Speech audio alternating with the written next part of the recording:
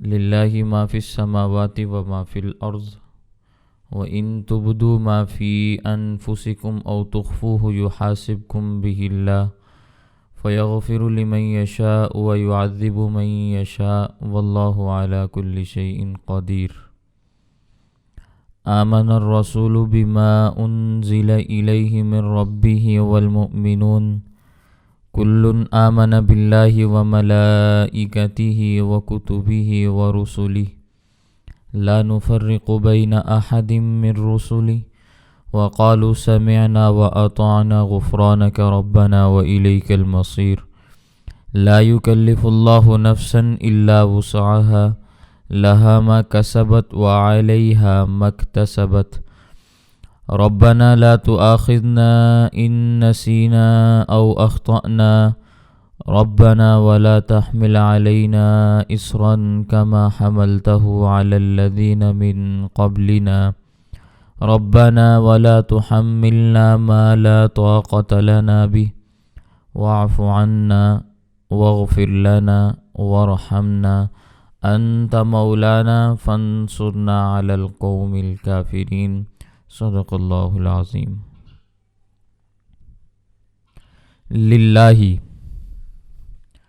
اللہ ہی کے لیے ہے ما فی السماوات جو کچھ آسمانوں میں ہے وما فی الارض اور جو کچھ زمین میں ہے وَإِن تُبْدُوا اور اگر تم ظاہر کرو گے ما اس چیز کو فی انفسکم جو تمہارے دلوں میں ہے او تخفوہ یا تم اس کو چھپا کے رکھو گے یحاسبکم بہ اللہ تو اللہ تعالیٰ اس کا تم سے حساب لیں گے. یغفر لمن یشاء وہ جس کو چاہے گا معاف فرما دے گا ویعذب من یشاء وہ جس کو چاہیں گے اس کو سزا دے دیں گے. واللہ علی کل شیء قدیر اور اللہ تعالیٰ ہر چیز پر قادر ہیں. آمن الرسول ایمان لایا ہے رسول بما اس چیز پر انزل الیہ جو اتاری گئی ہے اس کی طرف من ربہ اس کے رب کی جانب سے والمؤمنون اور مومن بھی ایمان لائے ہیں. آمن الرسول و آمن المؤمنون مومن بھی ایمان لائے ہیں.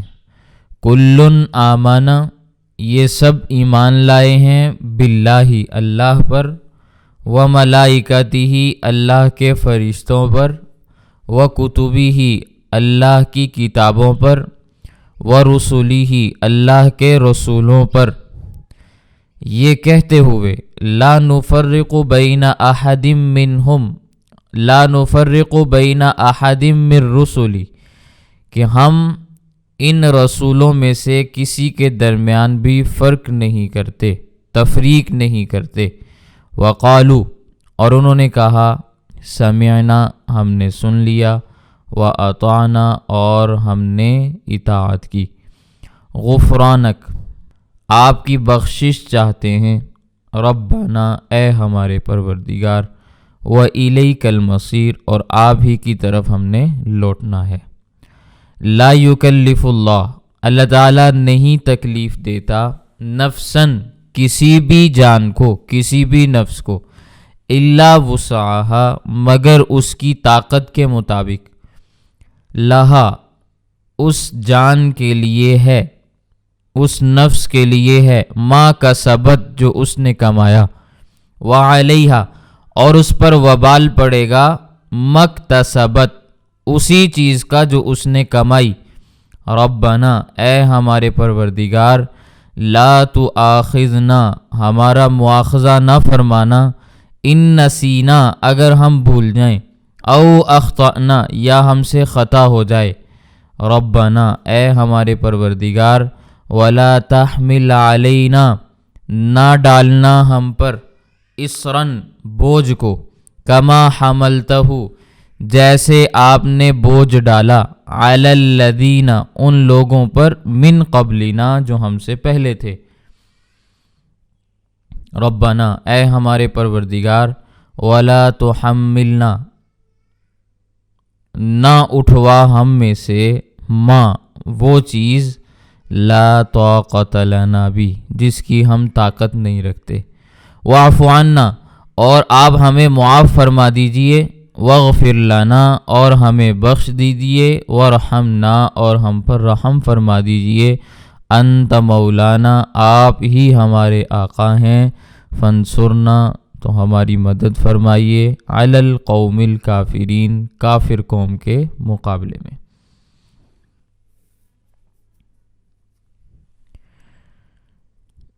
قرآن کریم کی تمام صورتوں میں سب سے بڑی صورت سورۃ البقرہ ہے۔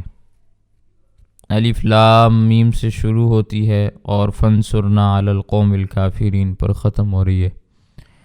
اس میں اللہ تعالیٰ نے بہت سارے احکامات بیان فرمائے ہیں، توحید کا بیان بھی ہے، شرک کا رد بھی ہے، نبوت کا اثبات بھی ہے، قیامت کا ثبوت بھی ہے، نکاح اور طلاق کے مسائل بھی ہیں، اس کے علاوہ بے شمار اور بہت ساری باتیں ہیں۔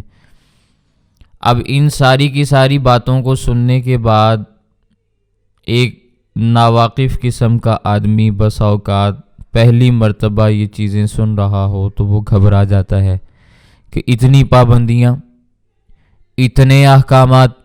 اللہ تعالیٰ فرماتے ہیں للہ ما فی السماوات وما فی الارض، اللہ ہی کے لیے ہے جو کچھ آسمانوں میں ہے اور جو کچھ زمین میں ہے۔ ساری کی ساری چیزوں کا مالک پروردگار اللہ تعالیٰ ہے۔ وہ اپنی بادشاہت میں، اپنی ملک میں، اپنی مملکت میں جس طرح تصرف کرنا چاہے، تبدیلی کرنا چاہے، جو حکم نافذ کرنا چاہے، اس کے سامنے کوئی رکاوٹ موجود نہیں۔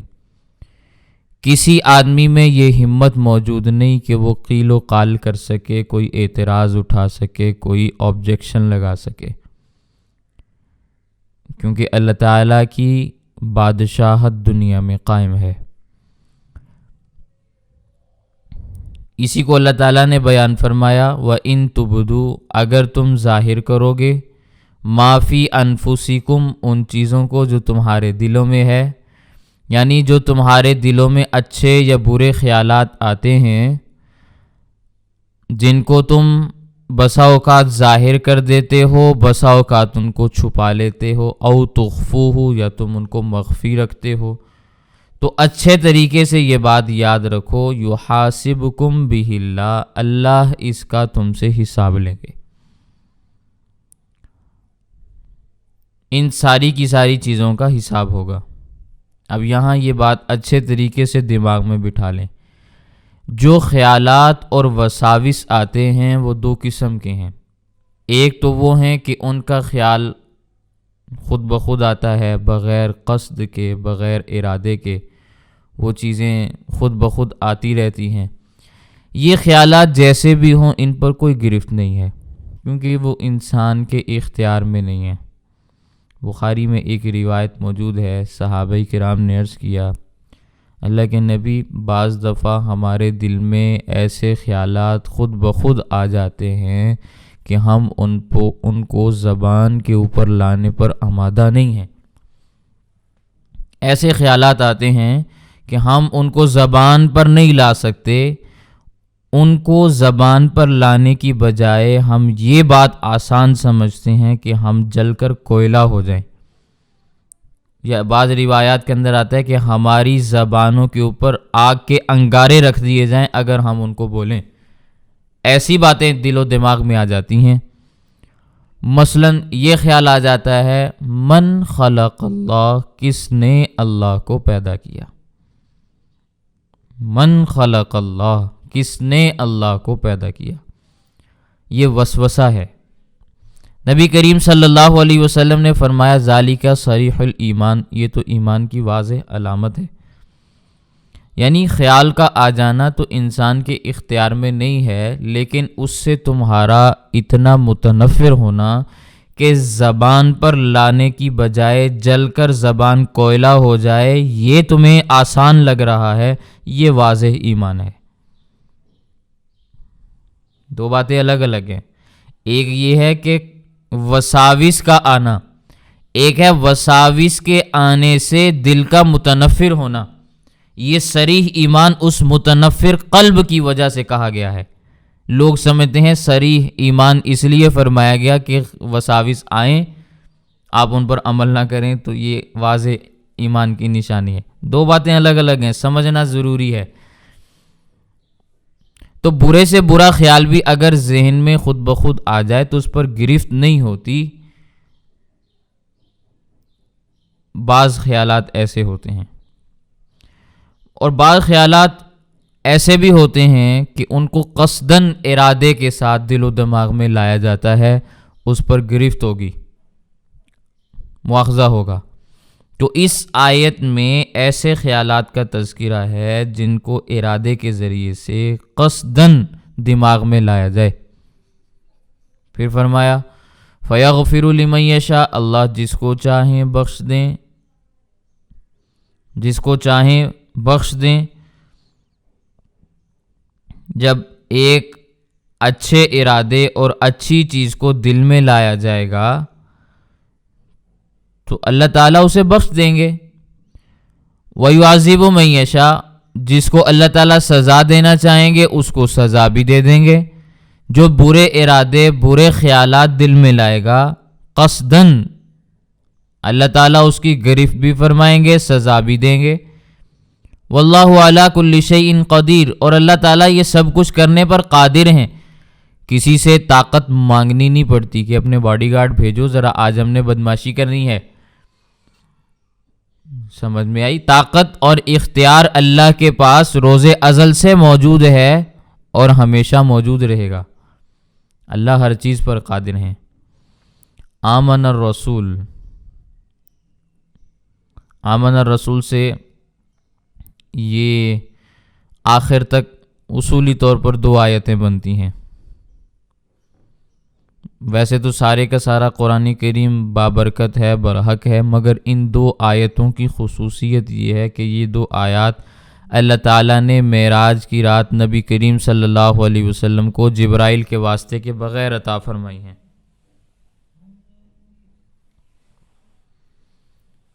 یہ جو دو آیات ہیں یہ جبرائیل امین کے واسطے کے بغیر اللہ کے نبی صلی اللہ علیہ وسلم کو براہ راست ملی ہیں معراج کی رات.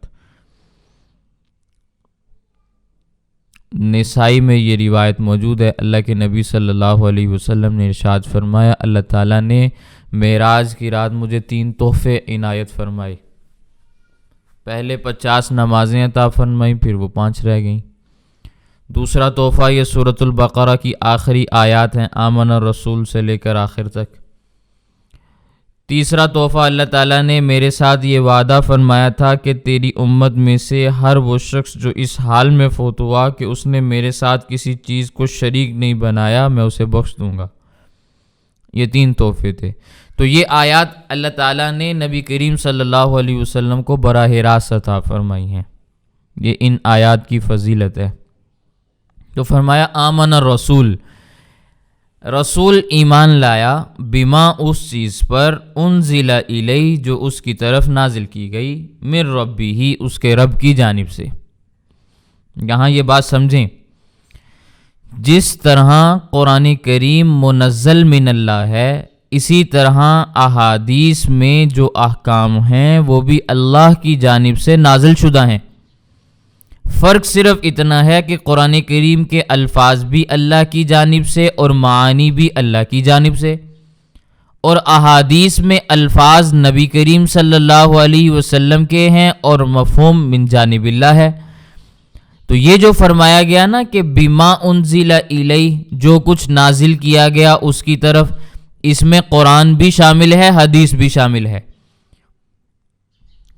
یہ اس میں اس کا مصداق دونوں چیزیں ہیں، قرآن کریم بھی اور حدیث پاک بھی، کہ جو کچھ اللہ تعالیٰ کی طرف سے نازل ہوا ہے اس پر حضرت محمد الرسول اللہ صلی اللہ علیہ وسلم بھی ایمان لائے ہیں، والمؤمنون اور مومن بھی ایمان لائے ہیں، اور قیامت تک ایمان لاتے رہیں گے. اس لیے ہم یہ بات کہتے ہیں کہ ایمان لانے کے لیے قرآن کریم کو ماننا بھی ضروری ہے، حدیث پاک کو ماننا بھی ضروری ہے. جو آدمی کہے کہ میں قرآن کو تو مانتا ہوں حدیث کو نہیں مانتا، وہ لا ریب بلا شک و شبہ کافر اور بے ایمان ہے، مسلمان نہیں ہے۔ سمجھ میں آئی ہے بات؟ مومن تو ایمان لاتے ہیں، قرآن کریم کی واضح نص قطعی موجود ہے کہ ایمان والے قرآن کریم کو بھی مانتے ہیں، حدیث پاک کو بھی مانتے ہیں، اس لیے کہ یہ منزل من اللہ ہے، نازل اللہ کی جانب سے ہوئی۔ کلن آمن باللہ، یہ سب اللہ تعالیٰ پر ایمان لانے والے ہیں۔ اسی طرح اللہ تعالیٰ کی ذات اور اللہ تعالیٰ کی صفات اور اللہ تعالیٰ کے احکامات کو بھی مانتے ہیں۔ وہ ملائکتہ، اللہ کے فرشتوں پر بھی ایمان لاتے ہیں۔ فرشتوں کے بارے میں آتا ہے نا، خلقت الملائکۃ من نور، فرشتوں کو نور سے پیدا کیا گیا، اور یہ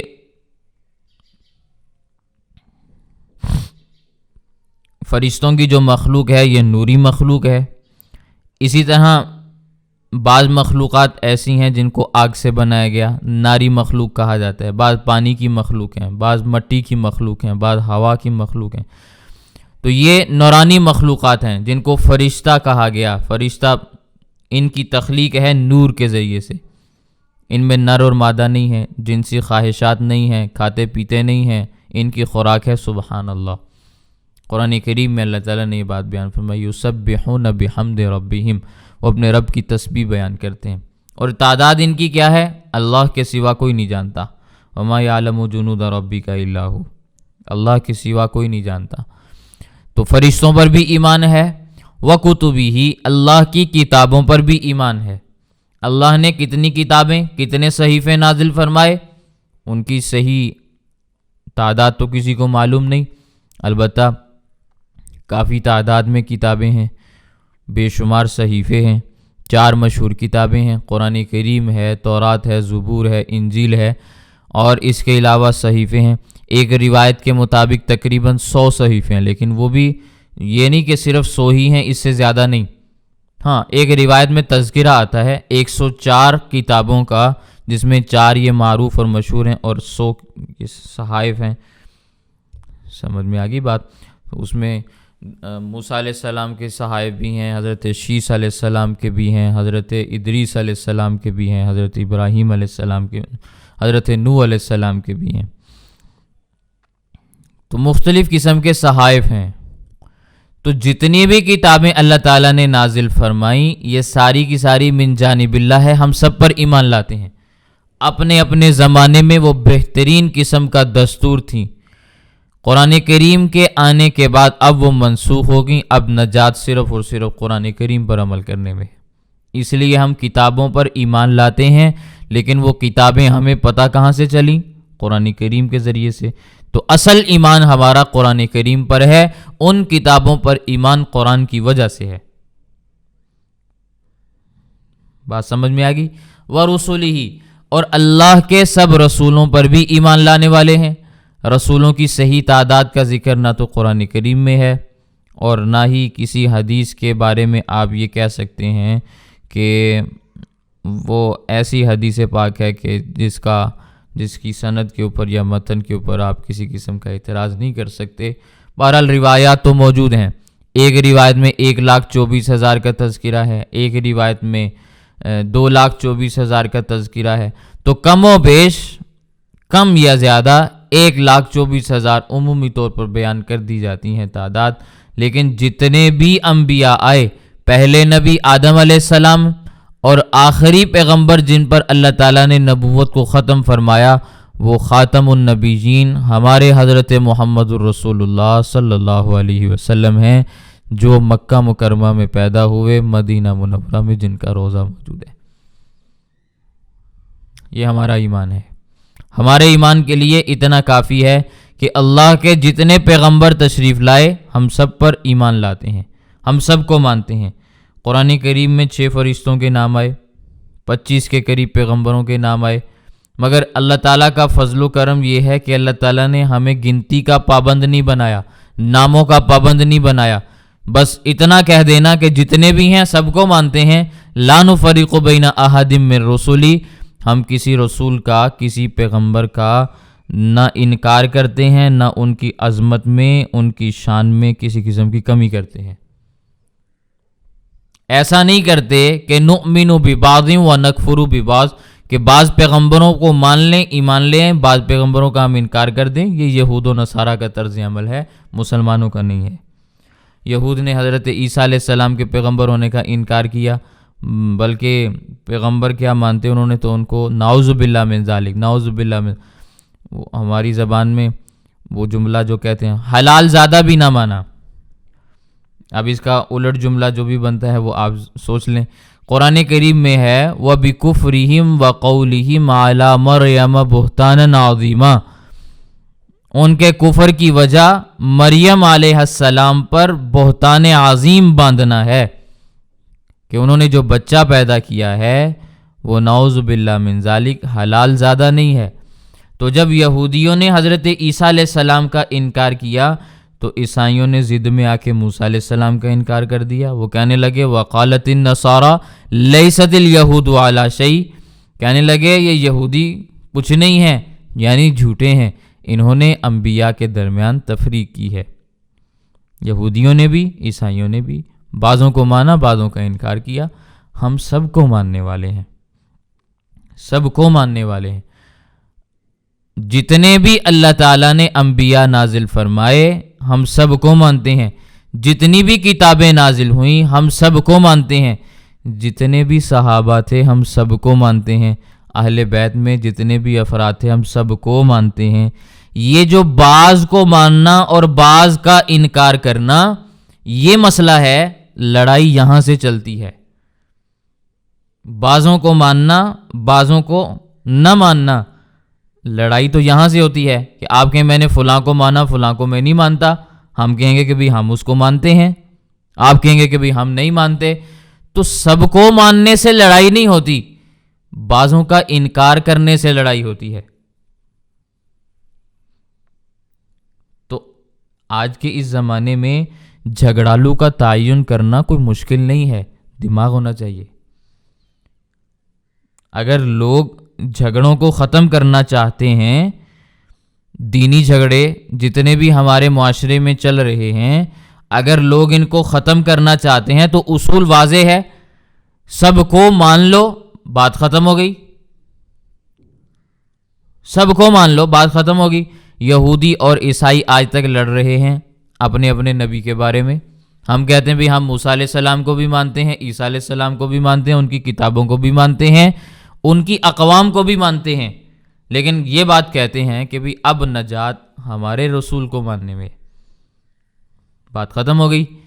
پھر جب ہمارے رسول کو ہم نے تسلیم کر لیا تو اب آگے مسئلہ ان کے اصحاب کا آیا، ان کے اہل بیت کا آیا۔ بعضوں نے اہل بیت کو مانا، صحابہ کا انکار کیا، بعضوں نے صحابہ کو مانا تو اہل بیت کا انکار کیا، وہ بھی غلط، وہ بھی غلط۔ جو صحابہ اور اہل بیت سب کو ماننے والے ہیں وہ کامیاب ہیں۔ سمجھ میں آ گئی ہے بات؟ تو بعضوں کو ماننا اور بعضوں کو نہ ماننا، اس سے لڑائی پیدا ہوتی ہے۔ جو ایسا کرتے ہیں وہ جھگڑالو ہیں، جو ایسا نہیں کرتے تو ان کے اوپر جھگڑے کا الزام لگانا یہ تو درست بات نہیں ہے نا۔ تِلْكَ الرُّسُلُ فَضَّلْنَا بَعْضَهُمْ عَلَى بَعْضٍ، یہ رسول ہیں، ہم نے ان میں سے بعض کو بعض پر فضیلت دی ہوئی ہے۔ قرآن کریم کے اندر اللہ تعالیٰ نے یہ بات ارشاد فرمائی ہے۔ لیکن فضیلت کس اعتبار سے ہے؟ فضیلت اس اعتبار سے ہے کہ ہر نبی کا مقام و مرتبہ اللہ تعالیٰ نے متعین فرمایا ہے۔ اس کا یہ مطلب نہیں کہ سارے انبیاء مقام و مرتبے میں برابر ہیں، بعضوں کو بعضوں پر فضیلت بھی ہے، اور وہ فضیلت ان کے مقام و مرتبے کے اعتبار سے ہے۔ ابراہیم علیہ السلام بنی اسرائیل کے پیغمبروں کے بابا ہیں، تو باپ کی عظمت اور فوقیت ہوتی ہے کہ نہیں ہوتی؟ باپ سب سے بلند اور فائق ہوتا ہے کہ نہیں ہوتا؟ بلند مرتبے والا، بلند درجے والا ہوتا ہے کہ نہیں ہوتا؟ اور باپ بھی ہو، پھر انبیاء کا والد بھی ہو، اور انبیاء اس کی نسل سے آگے چلیں تو ان کا مقام بلند ہوگا کہ نہیں ہوگا؟ اور ان کی نسل میں جو انبیاء آئیں گے وہ ان سے مقام و مرتبے میں نیچے ہوں گے کہ نہیں ہوں گے؟ تو یوں مراتب چلتے ہیں۔ ان مراتب کا ہرگز یہ مطلب نہیں ہوتا کہ ہم ابراہیم علیہ السلام کو مانیں اور ان کی اولاد میں جتنے انبیاء ہیں ان کا انکار کر دیں۔ سمجھ میں آئی ہے بات؟ تمام پیغمبروں میں حضرت محمد رسول اللہ صلی اللہ علیہ وسلم کا مقام و مرتبہ سب سے بلند ہے، بلکہ اللہ کی تمام مخلوقات میں سب سے بلند درجہ نبی کریم صلی اللہ علیہ وسلم کا ہے۔ اس کے بعد حضرت ابراہیم علیہ السلام کا ہے، پھر حضرت موسیٰ علیہ السلام کا ہے۔ تو درجات میں فرق ہے۔ اللہ تعالیٰ نے جس کو جو درجہ عطا فرمایا وہ اسی کا ہے، باقی بعض کو ماننا اور بعض کو نہ ماننا یہ تفریق ہے، ہم اس کو تسلیم نہیں کرتے۔ وقالو، اللہ کے پیغمبروں نے اور مومنوں نے کہا، سمعنا و اطعنا، ہم نے اللہ کا حکم سنا اور ہم نے اطاعت کی۔ یعنی اللہ تعالیٰ نے جو احکام نازل فرمائے ہیں وہ ہم تک پہنچ گئے ہیں، ہم ان کی دل و جان سے فرما برداری کرنے والے ہیں۔ غفرانک ربنا، اے ہمارے پروردگار ہم آپ کی بخشش چاہتے ہیں، ہم گناہ گار ہیں، خطا کار ہیں، انسان ہیں، ہم گناہوں میں مبتلا رہتے ہیں، اس لیے ہم تیری بخشش کے طلبگار ہیں۔ وَإِلَيْكَ الْمَصِيرُ، ہم نے آپ کی طرف ہی واپس آنا ہے، لوٹنا بھی ہم نے آپ کی طرف ہے، ہم نے واپس آپ ہی کے پاس آنا ہے، اس لیے ہمیں بخش دیجیے۔ پھر فرمایا لا یکلف اللہ نفسا الا وسعها، اللہ تعالیٰ کسی بھی نفس کو اس کی طاقت سے بڑھ کر تکلیف نہیں دیتے۔ طاقت سے زیادہ اللہ تعالیٰ نے کسی کو عبادت کا مکلف نہیں بنایا، اس کے ذمے عبادت اس کی طاقت سے بڑھ کر نہیں لگائی۔ مثال کے طور پر نماز میں قیام فرض ہے، اب اگر کوئی شخص بیمار ہے کھڑے ہو کر نہیں پڑھ سکتا تو اللہ تعالیٰ نے حکم دیا ہے بیٹھ کے پڑھ لو، اگر بیٹھ کر نہیں پڑھ سکتے تو اشارے کے ساتھ پڑھ لو، اگر وضو اور غسل کے لیے پانی نہیں ملتا تو تیمم کر کے پڑھ لو۔ زکوٰۃ ہے، قربانی ہے، فطرانہ ہے، یہ اسی پر ہے جو صاحب نصاب ہے۔ اگر کسی کے پاس مال موجود نہیں تو اس پر زکوٰۃ بھی نہیں، قربانی بھی نہیں، فطرانہ بھی نہیں۔ تو اللہ تعالیٰ نے کوئی حکم ایسا نہیں دیا کہ جو انسان کے بس میں نہ ہو اور انسان کہ بھئی میں تو یہ کر ہی نہیں سکتا تو مجھے حکم کیوں دیا؟ بھئی اگر آپ نہیں کر سکتے تو اللہ نے آپ کو حکم نہیں دیا، جو انسان کے بس میں ہے اللہ نے اسی کے متعلق سوال کرنا ہے، اسی کے متعلق مواخذہ کرنا ہے، جو آپ کے بس میں نہیں اس پر مواخذہ بھی نہیں ہوگا۔ اس لیے فرمایا لہا ما کسبت، ہر آدمی کے لیے وہی ہے جو اس نے کمایا، یعنی جو اعمال اس نے کیے، جو نیکیاں بھلائیاں کرے گا اس کو اس کا بدلہ ملے گا۔ وعلیہا ما اکتسبت، اور اسی پر اس کا وبال بھی پڑے گا، جو اس نے برا کیا، جو بدی کی تو اس کا وبال اسی کے نفس پہ پڑے گا۔ ربنا لا تؤاخذنا ان نسینا، اے ہمارے پروردگار اگر ہم بھول جائیں تو ہمارا مواخذہ نہ کرنا، او اخطأنا، یا ہم سے اگر خطا ہو جائے تو ہمارا مواخذہ نہ کرنا، بھول جائیں تو بھی مواخذہ نہ کرنا، خطا ہو جائے تو بھی مواخذہ نہ کرنا۔ نسیان کی ایک صورت تو یہ ہوتی ہے نا، مثال کے طور پر آدمی کا روزہ ہے مگر اس کو یاد نہیں ہے کہ میں روزے سے ہوں، کھا پی لیا تو اب اس کے روزے پر کوئی اثر نہیں پڑتا۔ رمضان کا مہینہ آنے والا ہے نا، آ گیا ہے، تو نبی کریم صلی اللہ علیہ وسلم کے پاس ایک شخص رمضان کے مہینے میں گھبرایا ہوا آیا، کہنے لگا حضرت میرے بارے میں کوئی حکم نازل فرمائیں، کوئی حکم بتلائیں، میں نے روزہ رکھا ہوا تھا، بھول کر میں نے کھا لیا پی لیا، اب میرا روزہ ہے کہ نہیں ہے؟ نبی کریم صلی اللہ علیہ وسلم نے فرمایا انما اطعمک اللہ وسقاک، بے شک اللہ تعالیٰ نے تجھے کھلایا اور پلایا ہے، اللہ نے تجھے کھلایا اور پلایا۔ کیا مطلب؟ تمہارا روزہ ہے، یہ جو تم نے کھا پی لیا روزہ بھی باقی ہے اور موج مستی بھی کر لی تم نے، تو یہ نسیان کی ایک صورت ہے۔ واقعتاً نسیان ہو، کوئی آدمی خواہ اپنے آپ کو بھولا بنا کے یہ کام کرے گا تو اللہ تعالیٰ جاننے والے ہیں، تو یہ نسیان کی صورت ہے۔ خطا کو اگر سمجھنا ہو تو یوں سمجھا جا سکتا ہے، ایک آدمی روزہ دار ہے، روزے کی حالت میں وضو یا غسل کرتا ہے اور غرارہ کرتا ہے، اسے یاد نہیں کہ میرا روزہ ہے، روزے کی حالت میں اس نے غرارہ کیا خوب اچھے طریقے سے، جیسے غسل کے لیے کیا جاتا ہے. اب اسے یاد نہیں کہ میرا روزہ ہے، بغیر ارادے کے پانی حلق سے نیچے چلا گیا. اب اس کو خطا کہتے ہیں، اب اس کو خطا کہیں گے نا. اب اس میں مسئلہ یہ ہے کہ خطا کی صورت میں روزے کی قضا کرنی پڑے گی، کفارہ نہیں ہے. خطا ہے نا، غلطی کی ہے، تو خطا کی صورت میں بالکل معافی نہیں ہوتی. اسی طرح بسا اوقات وہ قتل کی جب قسمیں آئیں گی نا، میں آپ کے سامنے معاملہ واضح کروں گا. قتل کی اقسام میں بھی ایک قتل خطا ہوتا ہے. مارنا کسی اور کو تھا، مار کسی اور کو دیا. مثال اس کی، چڑیا کا نشانہ لیا، چڑیا سائڈ پہ ہوگی، بندے کو جا کے غلیل لگی، بندہ مر گیا. زہر لگا ہوا تھا، وہ بندہ مر گیا. تو یہ قتل خطا ہے. قتل عمد میں آدمی کو الٹا لٹکا دیا جاتا ہے. تم نے بندہ مارا ہے تو بدلے میں تمہیں بھی مارا جائے گا. بندہ مارا ہے نا کسی کا، تو بدلے میں بندہ مرے گا. لیکن اگر خطاً کسی کو گولی لگ گئی اور وہ مر گیا، ارادہ نہیں تھا اس کو مارنے کا، تو اب اس صورت میں کفارہ ہوگا. دیت جس کو کہا جاتا ہے، وہ دیت دینی پڑے گی. دیت دو، ٹھیک ہے، ان کے ورثاء کو مال دو، راضی کرو، جیسے بھی ہے. تو قتل خطا کی صورت میں یہ کفارہ ہوتا ہے. اس کفارے کو ادا کرنے کے بعد انسان اخروی سزا سے بچ جاتا ہے، آخرت کی سزا سے بچ جاتا ہے.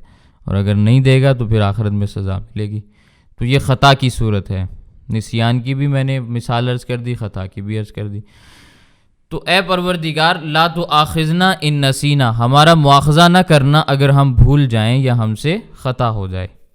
ربنا ولا تحمل علینا اسرا، اے ہمارے پروردگار ہم پر بوجھ نہ ڈالنا. کما حملتہ علی الذین من قبلنا، جیسے آپ نے ہم سے پہلے لوگوں پر بوجھ ڈالا. یہاں بوجھ سے مراد مشکل احکام ہیں جو پہلی امتوں پر آئے. مثال کے طور پر ہمارے اوپر تو زکوٰۃ میں 40واں حصہ ہے نا، ان پر تھا زکوٰۃ کا چوتھا حصہ پورے مال کا. یعنی کوئی صاحب نصاب ہے تو ہمارے ہاں 40واں حصہ بنتا ہے زکوٰۃ کا، ان کے ہاں چوتھا حصہ تھا، تو زیادہ دینی پڑتی تھی. سمجھ میں آئی؟ ہمارے ہاں مثال عرض کرتا ہوں، کسی کے پاس 400 روپے ہیں تو اس کو چوتھا حصہ دینا، یعنی 100 روپیہ دینا پڑتا تھا. 400 میں سے 100 دینا پڑتا تھا. اگر 4000 ہیں تو 1000 دینا پڑتا تھا. 4 لاکھ ہیں تو اس میں سے 1 لاکھ زکوٰۃ دینی پڑتی تھی. اور ہمارے 400 میں سے 10 روپے بنتے ہیں، 4000 میں سے 100 روپیہ بنتا ہے، 4 لاکھ میں سے 10,000 روپے بنتے ہیں. تو کتنی آسانی ہے ہمارے لیے. اسی طرح پہلی امتوں پر عبادت گاہ کے اندر نماز پڑھنا فرض تھی، مسجد کے باہر ان کی نماز نہیں ہوتی تھی. یہ ہماری امت کا خاصہ ہے، ہمارے نبی کی یہ صفت ہے کہ اللہ تعالیٰ نے ان کے لیے پوری کی پوری زمین کو سجدہ گاہ بنا دیا. وَجُعِلَتْ لِيَ الْأَرْضُ طَهُورًا وَمَسْجِدًا، پاکیزہ بھی بنایا، سجدہ گاہ بھی بنایا. اس لیے جو جگہ بھی پاک ہو اس جگہ نماز پڑھ لینی چاہیے. جس جگہ نماز کا وقت ہو جائے وہیں نماز پڑھ لو. پھر پہلی امتوں میں تیمم کی بھی اجازت نہیں تھی، ہر حال میں وضو کرنا ہوتا تھا. تو اللہ تعالیٰ نے ہمیں اجازت دی ہے، وضو کرنا ہے وضو کر لو، غسل کرنا ہے غسل کر لو. پانی نہیں ہے یا پانی استعمال کرنے سے نقصان ہوتا ہے تو اب تیمم کر لو. اسی طرح پہلے زمانے میں کپڑوں کے اوپر گندگی لگ جاتی، کوئی بچہ پیشاب کر دیتا، کوئی خون لگ جاتا، کوئی نجاست میں سے کوئی چیز لگ جاتی تو کپڑے کو کاٹنے کا حکم ہوتا تھا. اب آپ اندازہ لگائیں کہ کپڑے کے مختلف حصے کے اوپر نجاست لگی ہو تو اس کو کاٹ کے آپ کہیں تو کئی جگہ سوراخ نظر آئیں گے، اور ایسی جگہ سوراخ نظر آئیں گے کہ اب آپ اندازہ بھی لگا سکتے ہیں کہ پھر کیا معاملہ ہوگا. تو کافی تکلیف ہوتی ہے اس سے، ٹھیک ہے. پھر سردیوں کے موسم میں اگر کپڑوں کے اندر سوراخ ہو جائیں تو پھر کتنی مشکل بات ہے. تو اس لیے اللہ تعالیٰ نے اجازت دی ہماری اس امت کے لیے کہ جہاں گندگی لگے وہاں سے کپڑا دھو لو، کپڑا پاک ہو جائے گا. اگرچہ گندگی کی رنگت بھی نہ جائے نا، وہ بھی لگی ہوئی ہو، پھر بھی دھو لو اچھے طریقے سے، بس اسمیل نہ آئے۔ تو پہلی امتوں میں بڑے مشکل قسم کے حالات تھے، اللہ تعالیٰ نے ہمارے لیے بڑی آسانیاں فرمائی ہیں۔ اسی طرح وہ لوگ جب گناہ کرتے تو فرشتے رات کو ان کے دروازوں کے اوپر لکھ کر چلے جاتے تھے کہ اس صاحب بیت نے یہ گناہ کیا ہے، اس کے گھر والے نے یہ گناہ کیا ہے۔ اسی طرح کوئی مرتد ہو جاتا تو اس کی توبہ قتل کے علاوہ قبول نہیں ہوتی تھی، یعنی اس کو قتل کرنا لازم تھا۔ ہماری شریعت میں مسئلہ یہ، کوئی مرتد ہو گیا ہے، وہ دوبارہ کلمہ پڑھنا چاہے تو اس کا کلمہ معتبر ہے، اس کی توبہ بھی قبول ہے۔ پہلی امتوں میں غنیمت کا مال حلال نہیں تھا، اکٹھا کر کے میدان میں رکھ دیتے، آگ لگا دی جاتی تھی، جلا دیتے تھے سب کچھ۔ قربانی کا گوشت بھی کھانا جائز نہیں تھا، قربانی کرتے رکھ دیتے، آگ آتی اس کو جلا دیتی۔ ہمارے لیے دیکھیں کتنی سہولتیں، یہ ساری کی ساری چیزیں نبی کریم صلی اللہ علیہ وسلم کے واسطے اور وسیلے سے ہیں۔ ہمارے لیے مال غنیمت بھی حلال ہے، قربانی کا گوشت بھی حلال ہے، اور اتنی سہولتیں اللہ نے عطا فرمائی کہ ہم تصور بھی نہیں کر سکتے۔ پھر بھی ہم کہیں کہ ہم دین پر عمل نہ کریں، دین مشکل ہے، تو ہمیں یہ بات پھر سمجھ میں نہیں آتی۔